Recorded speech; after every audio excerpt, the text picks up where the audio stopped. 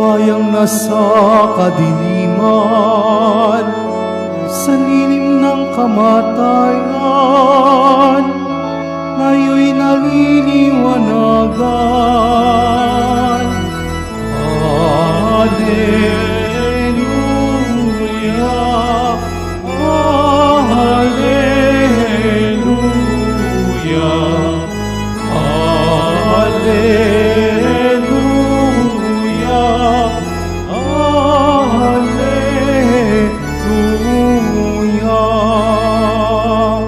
Sumainyo ang Panginoon. At sumayo rin. Ang mabuting balita ng Panginoon ayon kay San Juan. Papuri sa iyo, Panginoon. Noong panahon iyon, si Jesus at ang kanyang mga alagad ay nagpunta sa lupain ng Judea. Nanatili siya roon ng kaunting panahon kasama nila at nagbinyag. Si Juan ay nagbibinyag rin naman sa Enon, malapit sa Salim, sapagkat maraming tubig doon. Pumunta sa kanya ang mga tao at nagpapabinyag. Hindi pa nakabilanggo noon si Juan. Minsan, nakatalo ng mga alagad ni Juan ang isang Hudyo tungkol sa tanging paraan ng paglilinis. Kaya pumunta sila kay Juan at sinabi sa kanya, Rabay, yaong pong lalaking kasama ninyo sa ibayo ng Jordan, na inyong pinatotohanan ay nagbibinyag rin at nagpupunta sa kanya ang lahat. Sumagot si Juan, walang tatanggapin ang tao malibang ipagkaloob sa kanya ng Diyos. Kayo rin naman ang makapagpapatunay na sinabi kong hindi ako ang Kristo, sugo lamang akong mauuna sa Kanya. Ang babaeng ikakasal ay para sa lalaking ikakasal. Ang abay na naghihintay sa pagdating ng lalaking ikakasal ay lubos na nagagalak pagkarinig sa tinig nito. Gayon din naman, lubos na ang kagalakan ko ngayon. Kinakailangan siya'y maging dakila at ako na may mababa. Ang mabuting balita ng Panginoon. Pinupuri ka namin, Panginoong Jesucristo. Magsiupo muna lahat. Magandang umaga po sa inyong lahat. Umaga po, Viva Nuestro Padre Jesus Nazareno! Palakpakan natin si Jesus Nazareno. Una, tayo ay magpasalamat sa naging katuwang natin sa ating pagdiriwang ng pista ng Jesus Nazareno. Ang iba't ibang ahensya ng gobyernong nakaantabay sa paligid natin, ang mga LGUs, ang mga NGOs, ang mga doktor, mga nurses, mga NDRRMO sa iba't ibang probinsya na nandiyan, ang mga uniform personnel mula sa Armed Forces of the Philippines, mula sa Philippine National Police, mula sa Philippine Coast Guard, mula sa mga kapatid kong taga Bureau of Fire Protection, maraming salamat sa inyo. Bigyan natin sa masigabong palakpakan. Gayon din ang mga ihos na hanggang ngayon ay nagbabantay para sa pagdating ni Jesus Nazareno. Bigyan natin sila ng masigabong palakpakan. Maraming salamat. At ganoon din naman, no, yung ating mga street sweeper, no, sapagkat sa likod ng prosesyon ay sila nandoon para sila ay maglinis. Kaya bigyan din natin sa masigabong palakpakan bilang pasasalamat. Sabihin nyo nga po, thank God, I am blessed. Mas malakas. Tignan mo yung katabi mo, sabi mo sa katabi mo, thank God you are blessed. Isa pa. Sabihin natin, may action ng kamay, thank God we are blessed, ha? Thank God we are blessed! Mas malakas! Palakpakan natin si Jesus Nazareno sa araw na ito. Ating ipinagdadasal na nawa sa pagbabalik ng Jesus Nazareno sa ating simbahan ay maging maayos at maging matiwasay. Amen? Ang ating pagbasa ay ang tema ng ating Nazareno 2026. Sapagkat sabi ni Juan Bautista, kailangan siya naman ay maging dakila at ako na may mababa. Bakit? Sapagkat dito'y nakita na ni Juan na ang lahat ng kanyang sinabi, lahat ng kanyang ipinangaral ay nangyayari na kay Jesus. Nalaman na niya na siya'y nangangaral at nagbibinyag sa ibang ibayo.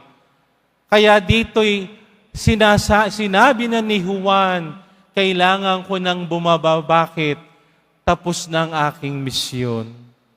Na yung mga sinabi ko, nagaganap na kailangan na akong bumaba. Bakit?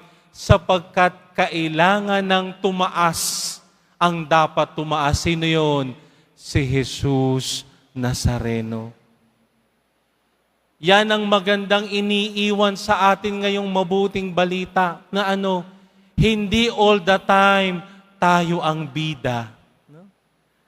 May mga pagkakataon na kapag tapos na ang ating mga misyon, kailangan tayong mag-give way. Sabi nyo nga, give way. Mas malakas. Kailan ba tayo nag-give way? Halimbawa, mayroong hinimatay sa simbahan. Give way. Bakit? Para maadala yung taong hinimatay for medical assistance. Halimbawa, ay mayroong isang matandang tatawid. Give way. No? Sa kalsada, ganun din. Kapag may nakita tayong ambulansya o di naman kaya ay fire truck, give way. Bakit? Kasi magliligtas ng buhay ang mga nakasakay sa ambulansya at nakalagay sa fire truck.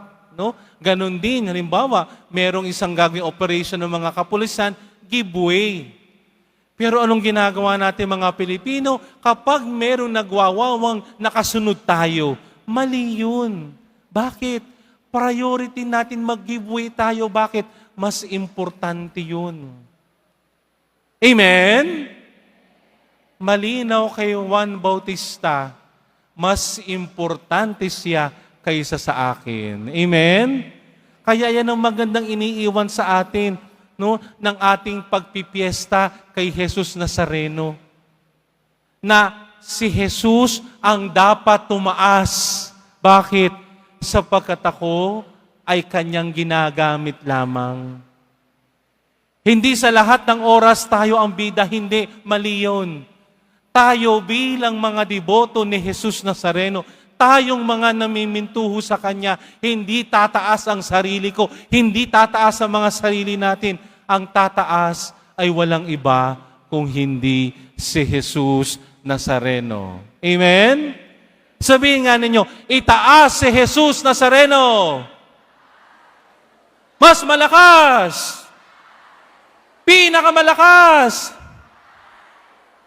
Palakpakan natin si Jesus Nazareno. Iyan ang diwa kung bakit tayo may traslasyon. Tumaas si Jesus. Hindi ako, hindi tayo. Sapagkat napakaganda ng sinabi ng unang pagbasa mula sa sulat ni Apostol San Juan, lumapit tayo kay Jesus. Bakit?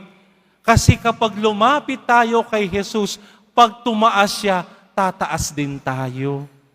Amen? Napakaganda sapagkat dito'y pinapaalalahanan tayo ni San Juan. Si Jesus, hindi niya iniisip ang sarili niya, iniisip niya rin tayo. Kaya kapag tayo ay sasama kay Jesus, tataas din tayong kasama niya. Subalit ang may problema minsan ay tayo. Bakit? Sinasamahan na tayo ni Jesus na tumaas, inuunahan pa natin si Jesus. Hindi pwedeng ganon. Bakit? Sapagkat sa buhay ko at buhay natin bilang mga anak ng Diyos, dapat laging mauna si Jesus. Na sa buhay ko bilang deboto at namimintuho kay Jesus Nazareno, ang tataas ay siya. Mananatili ako dito. Bakit? Sapagkat sa Kanya lahat ang kapurihan. Subalit ito at tatandaan natin, kapag itinataas natin si Jesus Nazareno, itataas din niya tayo. Yan ang aral ng ating pagpipista ng Nazareno. Siya ang tumaas, hindi tayo. At ngayong tayo ay tinatapos na natin ang mga pista sa karangalan ni Jesus Nazareno. Unti-unti na tayong babalik sa ating kani-kanyang buhay. Pagkatapos ito, yung iba'y uuwi na. Yung iba'y maghihintay na sa pagbabalik ng Nazareno. Pero tingnan natin, itinataas ko ba talaga si Jesus Nazareno? Tingnan ninyo, paglabas ninyo sa simbahan, ang daming basura. Nakakahiya naman kay Jesus Nazareno. Bakit? Banal na lugar, pero ginawa nating basurahan. Ang totoong deboto ni Jesus Nazareno, marunong mag-alaga sa banal na lugar at marunong ding mag-alaga sa kalinisan at kaayusan. Kaya ako'y nakikiusap, mga minamahal kong mga deboto, paglabas po ninyo ng ating mga simbahan, paglabas natin sa simbahang ito, please, pakipulot ng basura. Tatandaan nyo, may biyaya sa basura. Totoo yan. Sinong gusto ng biyaya, taas ang kamay. Sinong gusto ng biyaya, taas ang kamay. O, paglabas natin, pumulot ka ng basura, itapon mo. Bakit? Kita yan ni Jesus Nazareno. Hindi man tayo nakisama sa prosesyon, ngunit sa munting kabutihan na ginagawa natin sa paligid, hindi kalilimutan yan ni Jesus Nazareno. Amen? Amen? Yang sumunod tayo sa mga namamahala dito, isang maganda na yung pamamaraan ng pagsunod kay Jesus. Sa pagsunod natin sa kanila, itinataas natin si Jesus, hindi ako at hindi tayo. Amen? Alam kong iba sa inyo'y pagod na, no? Ay iba sa inyo'y nakatulog na. Pero tatandaan natin na sa ating pagdidibusyon kay Jesus Nazareno, hindi ako, hindi siya, hindi tayo ang tataas. Ang tataas ay sino? Si Jesus Nazareno. Sapagkat yan naman ang pinaka-importante sa lahat. Pero tatandaan natin yan. Kapag itinataas natin si Jesus Nazareno, itataas din niya tayo. Maliwanag kay Juan, tapos na ang aking trabaho. Tapos na ang aking responsibilidad. Sapagkat sa liturhiya, mamayang gabi tatapusin na natin, no, hanggang bukas, ang pinakahuling araw ng Pasko. Bakit? Ipapakilala na si Jesus ng Ama. Tapos na ang gampanin ni Juan Bautista, tataas na si Jesus. Sana ganun din tayo sa mga buhay-buhay natin. Na ang totoong sumusunod kay Jesus Nazareno, itataas si Jesus at ako na may dito sa baba. Subalit kapag itinataas ko si Jesus Nazareno, itataas din niya ako. Bakit? Sapagkat pinauna ko siya. Hari nawa sa ating pagdidibusyon kay Jesus Nazareno, sa ating pamimintuho sa Kanya, sa ating pagdalangin sa Kanya, lagi nating tandaan ang sinabi ni Juan Bautista, siya dapat ang tumaas at manatili ako dito. Ako lamang at ay instrumento niya na nawa sa buhay ko at buhay natin bilang mananampalataya at bilang deboto, hindi ang sarili ko ang maiangat, hindi sarili ko ang makita ay si Jesus Nazareno. Amen? Amen? Amen? Pagpalain kayo ni Jesus Nazareno.